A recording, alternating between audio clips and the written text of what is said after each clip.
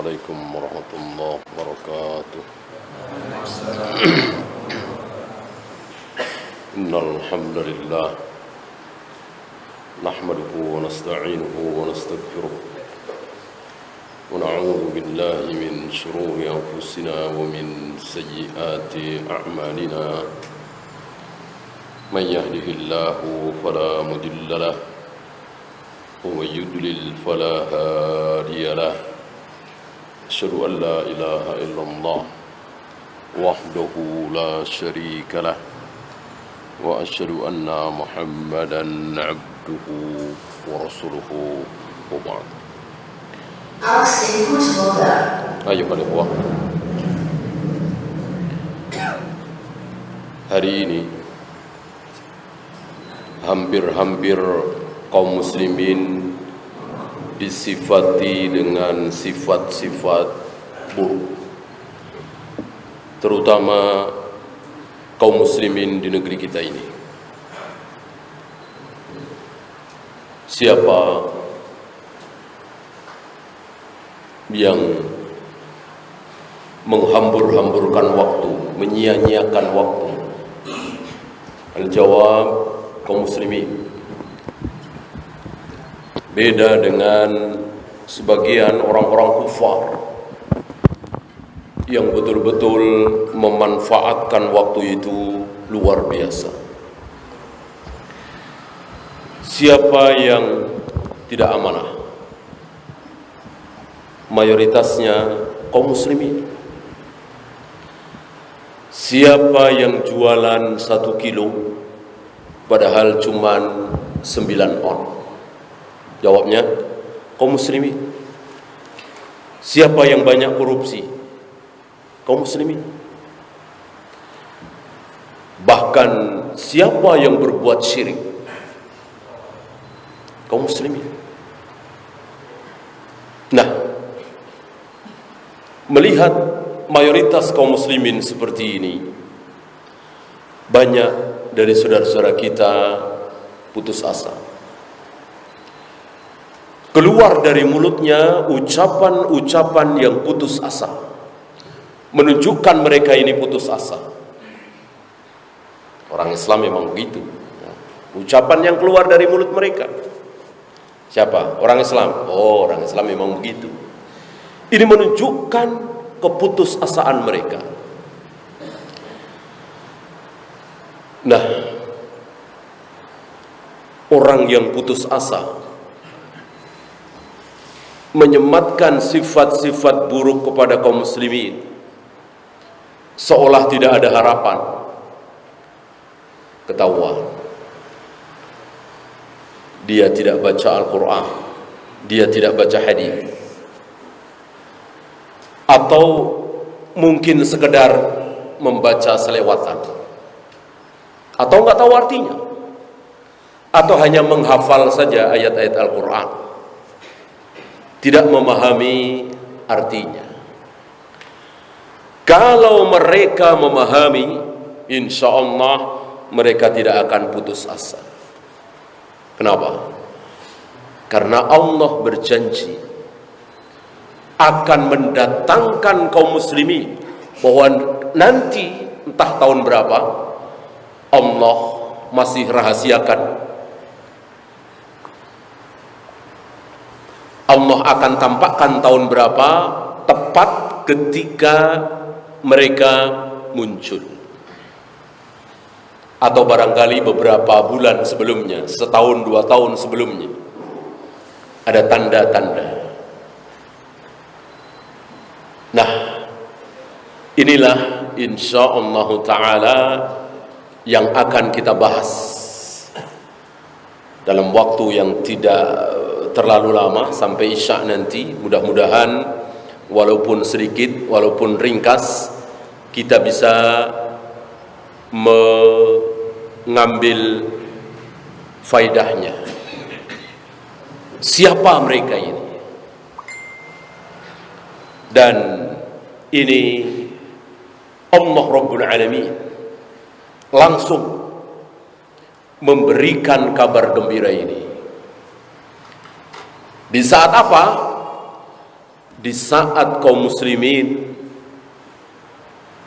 berbohong, tidak amanah, berzina, makan riba, berjudi, korupsi, berbuat syirik, berbuat bid'ah, sebagaimana yang kita saksikan hari ini.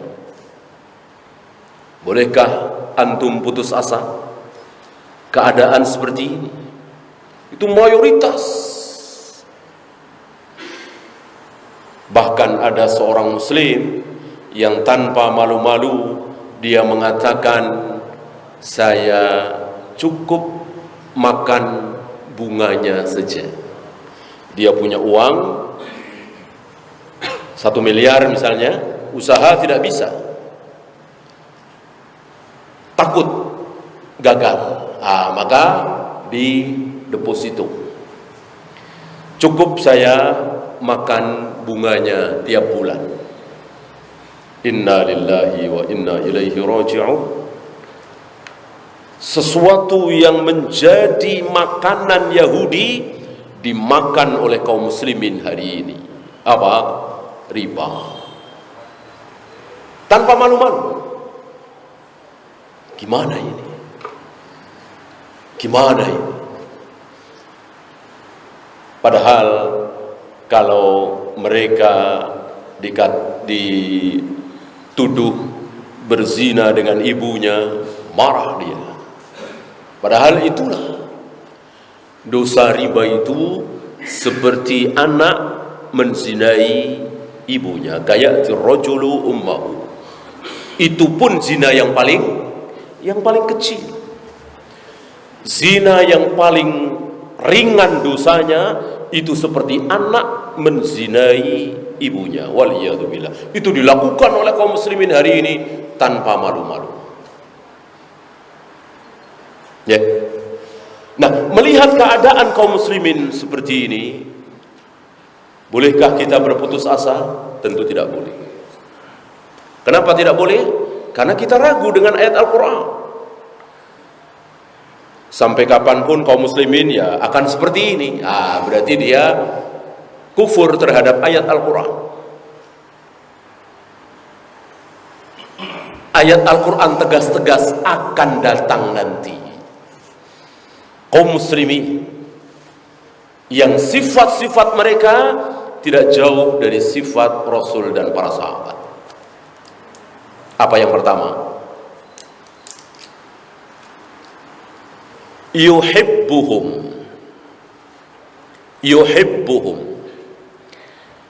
Ini saya ambilkan dari Al-Maidah 54. Ya ayyuhalladzina amanu. Antum masih ingat ucapan Ibnu Mas'ud tentang ya ayyuhalladzina amanu? Beliau mengatakan, seandainya jika kalian mendengar ya ayyuhalladzina amanu, dengar baik-baik. Karena setelah ya ayyuhalladzina amanu ini berisi dua hal, kebaikan atau keburukan. Kalau kebaikan, maka kebaikan yang sangat besar pahalanya kalau kita taati. Kalau keburukan, maka keburukan yang sangat besar dosanya kalau kita langgar. Mari kita lihat, ini kebaikan apa keburukan. Mayartada minkum an dinih. Jika ada di antara kalian yang murtad dari agama, dari Islam, fasawfa ya'tillahu biqaumin, maka kelak Allah akan mendatangkan satu kaum. Lihat. Mungkinkah Allah omong kosong, menghibur doang, nyeneng-nyenengin doang? Tentu tidak mungkin.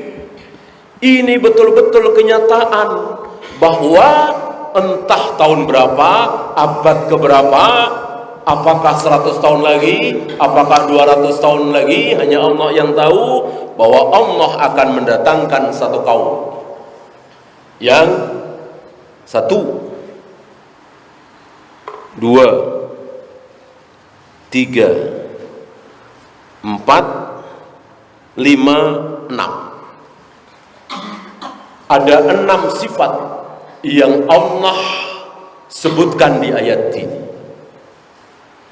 Yang pertama, yuhibbuhum. Allah mencintai mereka. Allah mencintai kaum ini. Berarti jangan besar kepala, jangan GR dulu bahwa kita sekarang ini dicintai oleh Allah. Maunya kita dicintai oleh Allah tentu. Tapi ada jaminan? Melihat dari keadaan mayoritas kaum muslimin, belum. Yang faham fikul waqi, yang melihat keadaan kaum muslimin terutama di negeri kita ini, belum. Orang per orang 1, 2, 3, 4, 10, 15, 20 mungkin. Tapi mayoritas kaum muslimin, sebagaimana mayoritas para sahabat, mayoritas para tabi'in, mayoritas atba'ut tabi'in, mereka semua dicintai oleh Allah. Kita nanti dulu. Ya. Karena hal-hal yang membuat Allah membenci kaum muslimin hari ini ada pada diri kaum muslimin. Apa? Ya bohong, ya menipu, ya khianat, tidak amanah, ya makan riba, ya berjudi asuransi, ya syirik, ya bid'ah. Itu hal-hal yang menghalangi Allah mencintai kaum muslimin. Itu kita saksikan hari ini ada pada diri kaum muslimin. Maka mengatakan bahwa hari ini Allah mencintai kaum muslimin, nanti dulu. Nanti entah tahun berapa, abad berapa, kaum muslimin secara mayoritas akan dicintai oleh Allah. Yang pertama. Yang kedua, wa yuhibbuna, mereka mencintai Allah. Adakah hari ini kaum muslimin yang mengatakan kami tidak cinta kepada Allah? Ada? Tidak ada. Tidak ada. Tanyakan seorang muslim dari masyrik sampai maghrib, apakah anda cinta kepada Allah? Pasti jawab cinta. Hatta pelacur, hatta pegawai bank ribawi, hatta penjudi, hatta pemabuk, muslim tapi ya. Tanyakan, apakah anda cinta kepada Allah? Pasti mereka menjawab cinta. Sama dengan siapa? Sama dengan siapa? Ketika mereka ditanya, menjawab, ya, kami cinta kepada Allah. Siapa? Abu Jahal, Abu Lahab. Apakah ketika Abu Jahal, Abu Lahab ditanya, apakah anda cinta kepada Allah? Abu Jahal, Abu Lahab menjawab, iya, kami cinta kepada Allah. Dan Allah terima. Maka Allah abadikan kecintaan mereka kepada Allah. Yuhibbunahum kahubbillah. Abu Jahal, Abu Lahab dan teman-temannya itu cinta kepada berhala-berhala itu. Sama dengan Abu Jahal, Abu Lahab cinta kepada Allah. Itu hakikat syirik seperti itu. Maka orang yang mengatakan kami cinta kepada Allah, saya cinta kepada Allah, kita cinta kepada Allah, nanti dulu. Hatu burhanakum in kuntum shadiqin. Mana bukti? Ngomong gampang. Enggak ada muslim yang paling bermaksiat sekalipun mengatakan kami benci kepada Allah, kami tidak cinta kepada Allah. Tidak ada. Hatu burhanakum in kuntum shadiqin. Mana bukti? Ya. Salat tidak pernah ke masjid. Azan dengar cuman 100 meter, 50 meter ke masjid. Sengaja sholat di rumah. Mengaku cinta kepada Allah. Ya, tahu ini haram, tapi dia nekat mengaku cinta kepada Allah. Ya, tahu ini maksiat, tahu ini korupsi, tahu ini nggak benar. Kawin dia bilang asli, agar untung banyak, agar laku. Mengaku cinta kepada Allah. Nanti kaum ini betul-betul mereka cinta kepada Allah, sebagaimana para sahabat ridwanullah alaihim jami'an.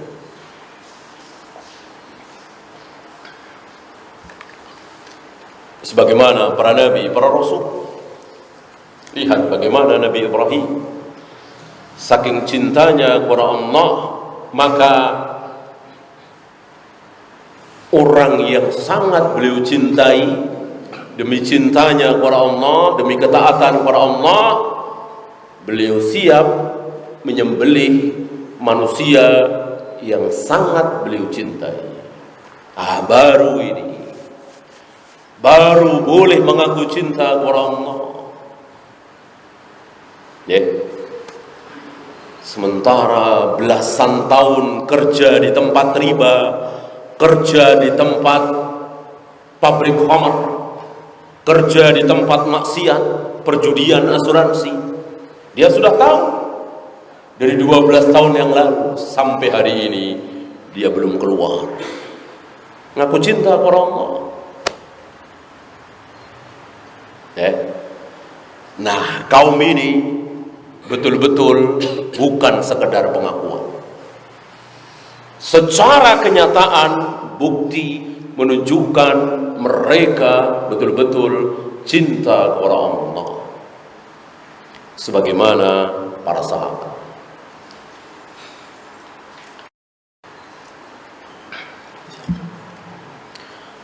Bagaimana cinta kepada Rasulullah? Pasti. Mungkinkah cinta kepada Allah tanpa cinta kepada Rasulullah? Tidak mungkin. Mungkinkah taat kepada Allah tidak taat kepada Rasulullah? Tidak mungkin. Tidak mungkin. Mungkinkah bertakwa kepada Allah tidak bertakwa kepada Rasulullah? Iya. Iya. Bertakwa memang harus kepada Allah saja, tidak kepada Rasulullah. Bedakan antara cinta, taat dengan bertakwa. Ittaqillah. Enggak ada ittaqi Rasulillah, ittaqi Rasul, ittaqi Rasulullah, tidak ada. Ya, bedakan. Demi Allah dan Rasulnya. Salah apa benar? Salah. Salah. Ya. Bedakan mana yang boleh Allah dan Rasulnya disatukan, mana yang tidak boleh. Ya. Cinta boleh, harus. Maka ada seorang sahabiah wanita, ada 4 atau 5 anaknya ikut dalam perang Uhud.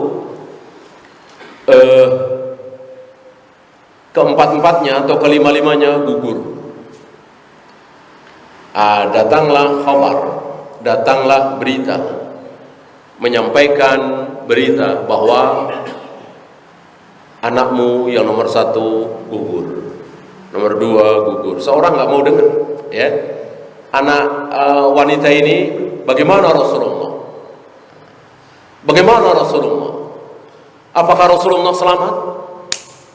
Ketika dijawab Rasulullah selamat, tentram hatinya. Lihat, lebih mencintai Rasulullah daripada anak-anaknya sendiri. Baru boleh mengaku cinta kepada Allah, cinta kepada Rasulullah. Ya.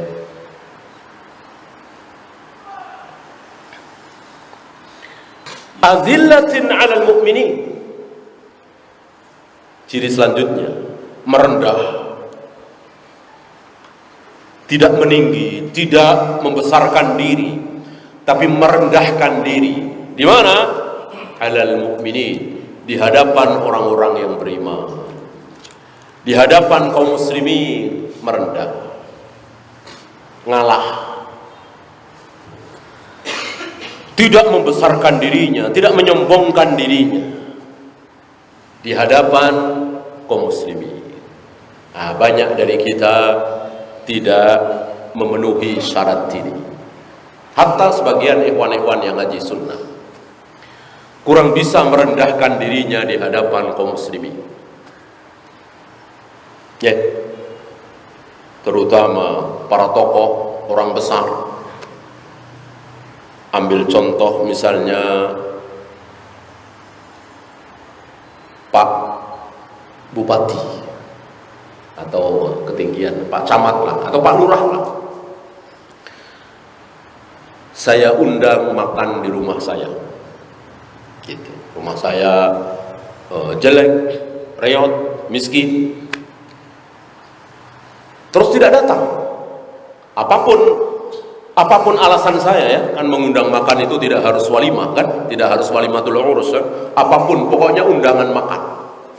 Nabi mengatakan pasti aku akan datang, walau undangan itu berupa 1 paha kambing, sebuah jamuan yang sangat sederhana. Ya, pasti aku akan datang. Pak Lurah ini tidak mau datang ke rumah saya yang reot itu. Berarti dia tidak merendahkan dirinya di hadapan kaum muslimin. Karena seorang muslim, siapapun dia, mau lurah, mau camat, mau bupati, mau wali kota, mau gubernur, ketika diundang makan oleh sesama muslim, wajib datang. Kecuali ada udzur tentunya. Ya. Ingat, hak sesama muslim apa? Raddus salam wa iyadatul marid, menjawab salam, menengok orang sakit, menyolati jenazah, mengantarkan ke kubur, mengucapkan yarhamukallah ketika ada seorang muslim yang bersin mengucapkan alhamdulillah, menasehati ketika diminta. Ketika ini dijalankan, berarti dia merendahkan dirinya di hadapan kaum muslimin. Walaupun dia dosen terhadap mahasiswanya, walaupun dia atasan terhadap bawahannya, walaupun dia pejabat terhadap bawahannya, seorang muslim wajib merendahkan dirinya, ngalah. Nah, di sini perlu digarisbawahi. Bolehkah muslim sini diganti salaf? Bolehkah muslim di sini diganti ahlus sunnah? Bolehkah? Tidak boleh. Tidak boleh. Berarti kalau bukan salaf, salamnya nggak kita jawab, sakit nggak kita jenguk, dia mengucapkan, bersin mengucapkan alhamdulillah, kita tidak ucapkan yarhamukallah, dia mati kita tidak salati, salah. Untuk ini jangan bedakan musalaf, ahlus sunnah, asy'ariyah, maturidiyah, mu'tazilah, khawarij, Rafidah nanti dulu ya, Ahmadiyah yang sudah keluar dari Islam tentu tidak, yang 72, yang 72, yang di luar 72, yang di luar 73 coret, bukan kaum muslimin kan? Ahmadiyah tentu bukan kaum muslimin. Mana mungkin kaum muslimin mengakui ada nabi lagi setelah Nabi Muhammad SAW, meyakini Mirza Ghulam Ahmad seorang nabi. Adapun sekedar Maturidiyah, Asy'ariyah, Mu'tazilah, Khawarij masih muslim, saudara kita bukan. Saudara kita bukan. Saudara sesama muslim. Saudara sesama muslim. Kita jawab salamnya? Tentu. Kita tengok ketika sakit? Iya. Kita sholati mayatnya? Iya. Kita ucapkan yarhamukallah ketika dia bersin alhamdulillah. Maka antum kalau ada yang bersin mengucapkan alhamdulillah, langsung ucapkan yarhamukallah. Jangan lihat-lihat. Oh salah, yarhamukallah. Kalau nggak salah, nggak salah. Begitu juga salah. Gitu ya. Ini merendah adillatin 'alal mu'minin, bukan adillatin 'ala as-salafiyyun. ala as-salafiyyin, ala ahli sunnah, tidak. Ya, jangan bedakan untuk urusan ini.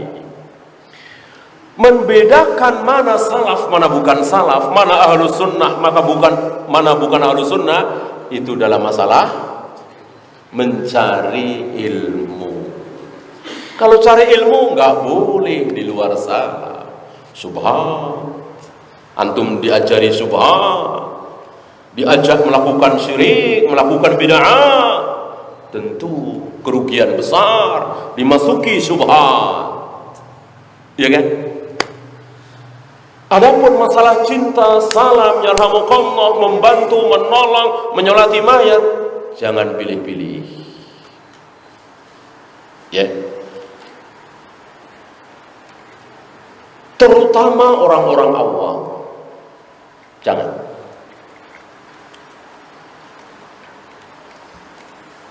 Nah, ini dia. Banyak dari kita salah paham. Ya. Ada ikhwan salaf jauh sana perjalanan 1,5 jam, sakit atau meninggal, didatangi, ditengok, disolati. Sementara ada tetangga sebelah bukan salaf tapi masih muslim, sakit, meninggal, tidak ditengok, tidak disolati. Ini salah tentunya, salah besar. Ya, ingat. Kapan kita bedakan salaf dan bukan salaf? Kapan jangan bedakan? Yang penting muslim. Non muslim tentu berbeda. Ya, ngasih salam duluan tidak boleh. Nah, ini yang selanjutnya, yang non muslim yang selanjutnya berbeda, beda jauh. Apa yang non muslim? Aizzatin 'alal kafirin. Izzah besar, membesarkan dirinya, membanggakan dirinya di hadapan orang-orang kafir. Maka haram antum merendahkan diri di hadapan orang-orang kafir, sekalipun atasan kita. Antum bawahan, dia atasan. Pak, nanti siapkan rapat dari jam 11 sampai 11 siang sampai jam 2 siang. Jangan putus. Ini kita berhadapan dengan customer besar kita, orang Eropa misalnya, proyek besar sekian miliar. Nah, antum mau azillah apa aizzah?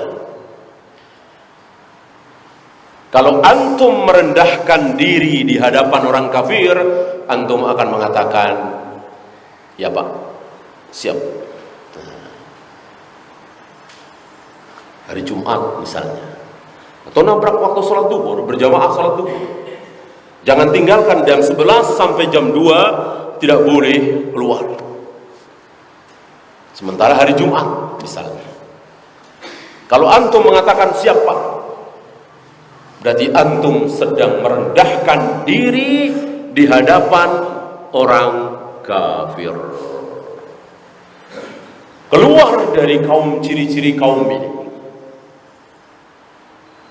Kalau antum ingin a'izzatin 'alal kafirin, izzah, bangga, membesarkan diri di hadapan orang kafir, antum dengan enteng akan mengatakan, maaf Pak, ini hari Jumat, saya wajib sholat Jumat, saya taat kepada Bapak, tapi saya lebih taat kepada Tuhan saya, Allah Rabbul Alamin. Dan saya siap dihukum, bahkan siap dipecat. Izzah.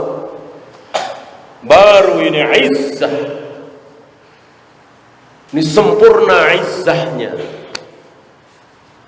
Kalau antum berani melakukan ini, antum boleh berharap masuk dalam kelompok kaum ini. Izzatin 'alal kafirin. Merasa besar di hadapan orang-orang kafir. Walaupun atas Bapak boleh suruh saya apa saja, tapi jangan yang melanggar agama saya. Bapak suruh saya pakai pakaian apapun, walaupun saya pakaian warna yang saya nggak suka, bawahnya kuning, atasnya pink misalnya. Tapi kalau perintah Bapak, siap. Tapi jangan Bapak suruh saya potong jenggot saya. Nah, ini perintah Allah, perintah Rasulullah alaihi salatu wassalam. Yang lain boleh, kami siap taat. Adapun mencukur jenggot, tidak. Ya. Meninggalkan salat berjamaah, tidak. Ini izzah. Bahkan Nabi mengajari kita ketika berpapasan dengan orang kafir, dicontohkan oleh Nabi siapa? Yahudi, Nasrani. La tabda'ul yahuda wan nasara bis salam. Jangan kalian mendahului salam terhadap Yahudi dan Nasrani. Ini contoh dua ini. Bukan berarti Buddha, Hindu, Konghucu nggak masuk, keliru. Masuk di situ. Contohnya adalah Yahudi dan Nasrani.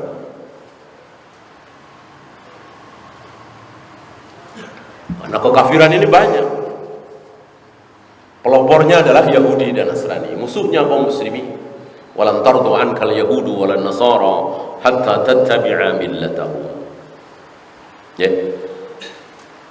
Nah, jika kalian berpapasan kepada mereka di jalan yang sempit, maka pepetkan ke jalan yang sempit.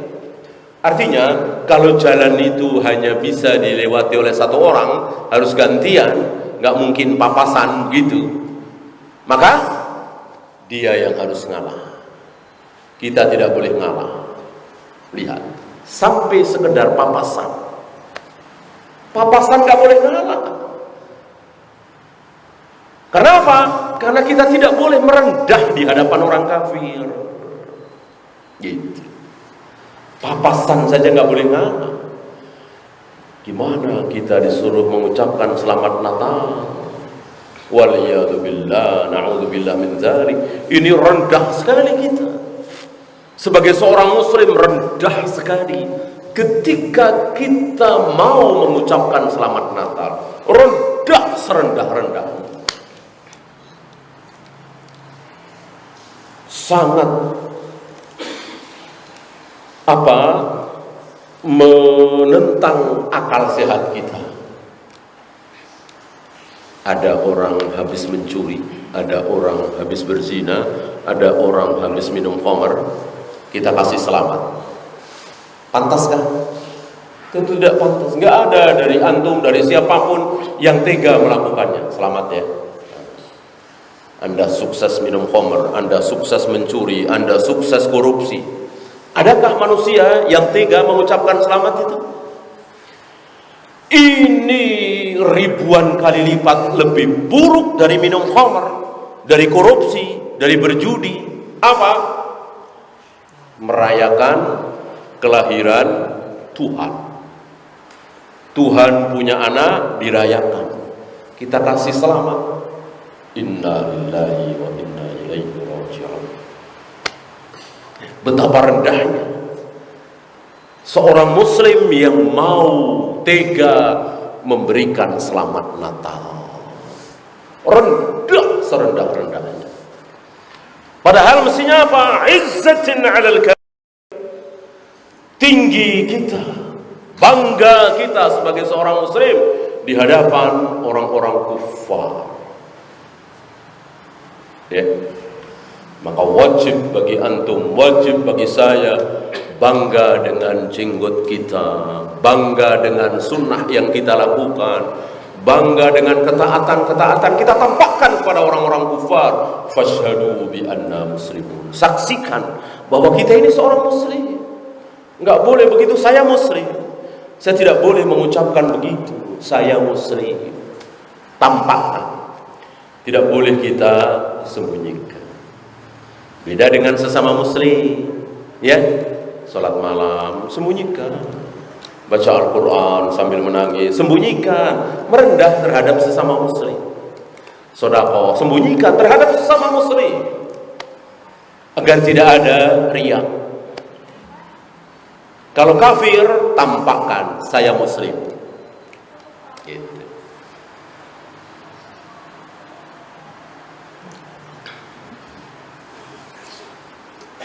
Kemudian yujahiduna fi sabilillah, mereka berjihad di jalan Allah.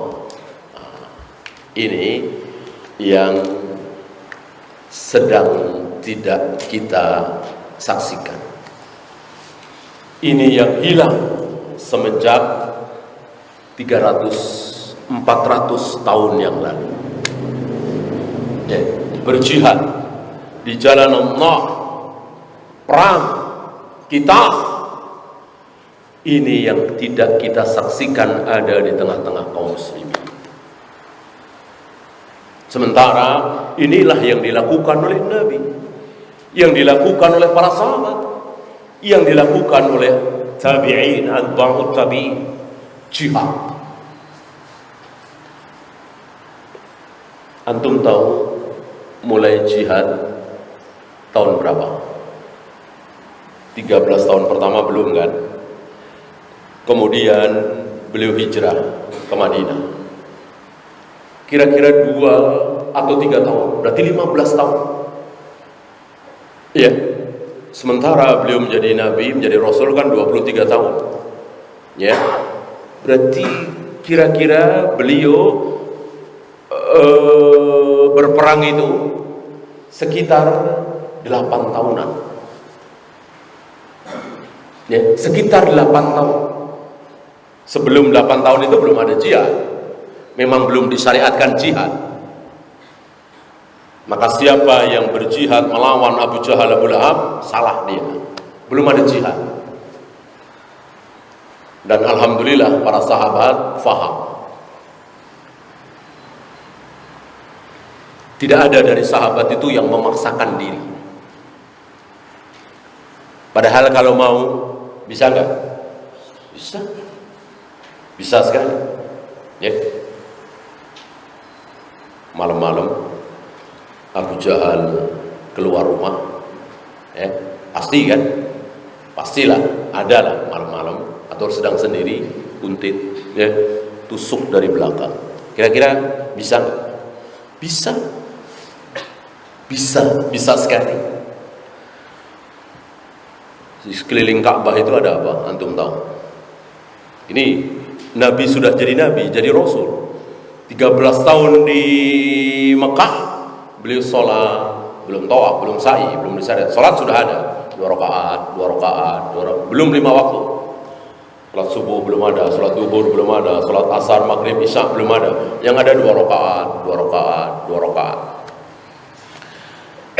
Di sela-sela beliau sholat 2 rakaat sekeliling Ka'bah, ada apa?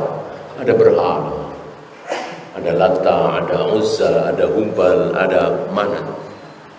Ya, kayak apa perasaan beliau dan para sahabat? Salat menyembah Allah, menghadap Ka'bah, sekaligus menghadap Baitul Maqdis. Di kiri kanan beliau ada berhala yang disembah oleh Abu Jahal, Abu Lahab. Kayak apa rasanya?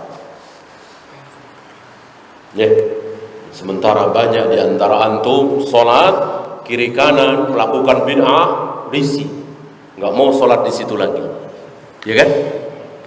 Rasul bukan bid'ah lagi, berhala, patung di kiri kanan beliau, sabar beliau.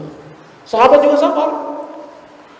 Padahal kalau Nabi suruh Abu Bakar atau Umar atau siapalah, Utsman atau Ali, malam-malam jam 1 malam istilah kita ya, pas Abu Jahal, Abu Lahab, orang kafir Quraisy tidur, robohkan itu berhala-berhala itu, atau buang kemana? Bisa nggak? Bisa. Kenapa tidak dilakukan? Ini dia. Ini yang saudara-saudara kita di Palestina nggak paham. Ini dia saudara-saudara kita di negeri-negeri yang mereka lemah, nggak paham. Ya, mereka bunuh tentara Yahudi 1, 2, Bisakah? Bisa. Bisa sekali. Tusuk dari belakangnya kan? Bisa sekali. Besoknya habis satu kampung. Habis wanita, anak-anak. Apa ini? Perang itu seperti ini? Bodoh. Tidak seperti Nabi dan para sahabat. Cerdas, pintar, cerdik. Udah biarin aja, sabar. Belum waktunya. Kita masih lemah, mereka kuat. Ini.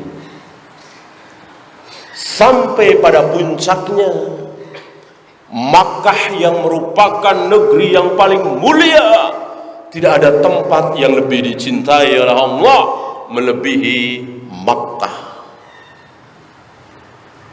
Ada Ka'bah di situ.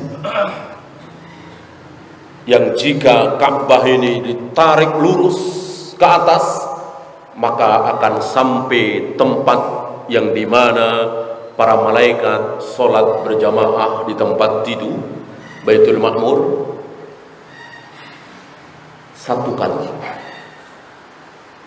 Seumur hidup malaikat sholat berjamaah di situ sekali. Habis itu keluar dan tidak pernah masuk lagi selama-lamanya. Padahal setiap hari ada 100.000 malaikat yang berjamaah di situ. Berapa jumlah malaikat? Ya. Ini saking mulianya Ka'bah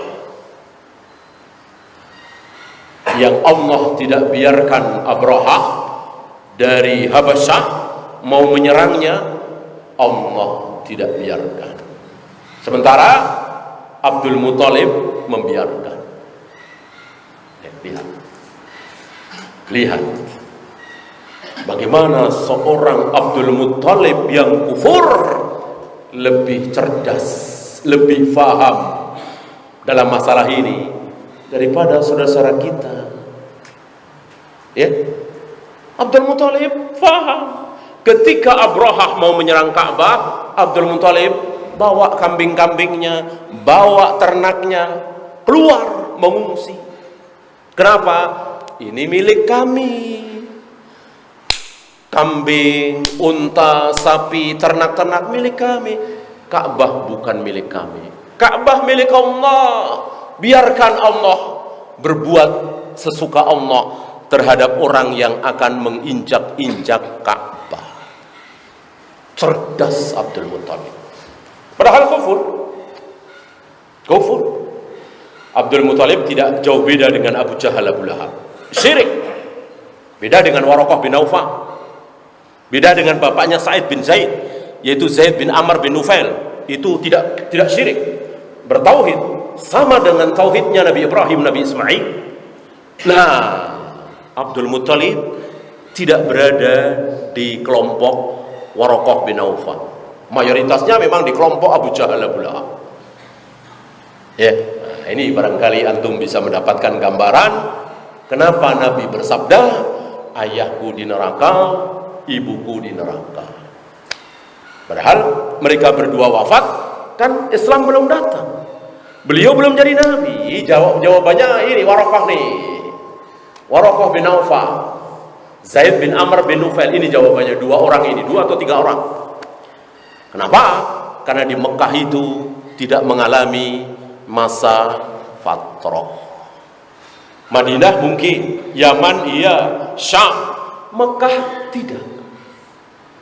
Mekah dari zaman Nabi Ibrahim, Nabi Ismail sampai zaman Abu Jahal, Abu Lahab selalu ada dai tauhid. Maka ketika tidak bertauhid, neraka. Walaupun Nabi Muhammad SAW belum diutus. Kenapa? Karena ada dai. Salah satunya Waraqah bin Naufal. Tentu tidak tersembunyi bagi antum. Sepulang Nabi dari Gua Hira bertemu dengan Waraqah bin Naufal, Waraqah bin Naufal tahu siapa yang datang memeluk Nabi. Namus besar. Ini dia. Nah, kembali kepada Abdul Muthalib, cerdas, walaupun kufur, walaupun keyakinannya sama dengan Abu Jahal, Abu Lahab, tapi cerdas. Yang milik kami adalah kambing, sapi, unta. Ka'bah bukan milik kami. Biarkan yang punya Ka'bah. Mau marah yang punya Ka'bah. Terserah. Coba. kalau cara berpikirnya Abdul Muthalib ini ada pada diri kaum muslimin di Palestina, ya, yang kami punya uang kami, yang kami punya barang-barang kami, sudah kami bawa, menyingkir dari Baitul Maqdis. Itu kan yang diincar oleh Yahudi, mau diinjak-injak oleh Yahudi, biarkan. Kan Masjidil Aqsa juga masjid yang mulia. Apa iya Allah diam saja? Masjidnya yang mulia diinjak-injak oleh bangsa kera dan babi. Apa iya Allah diam saja? Udah serahkan. Apakah kaum muslimin di Palestina sanggup berhadapan dengan Yahudi? Kalau sanggup silahkan, habisi. Kan sudah puluhan tahun, hampir 100 tahun kan? Gerakan Zionis, Jodh Hell, itu kan hampir 90 tahun saya kira. Nggak bisa melawan, ya berarti nggak kuat. Udah biarkan. Kan itu yang diincar oleh mereka. Silahkan diinjak-injak. Itu bukan milik kami. Yang milik kami ini nih, harta kami, uang kami, ternak kami. Mirip dengan Abdul Muthalib. Marah, murka Allah. Apa yang Allah lakukan terhadap Abraha? Surat Al-Fil jawabannya.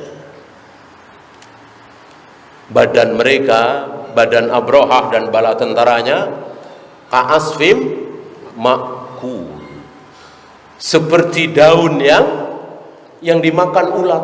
Antum tahu daun yang dimakan ulat bolong-bolong? Itu badannya Abraha, badannya pasukan Abraha seperti itu. Siapa yang bikin? Allah Rabbul Alamin.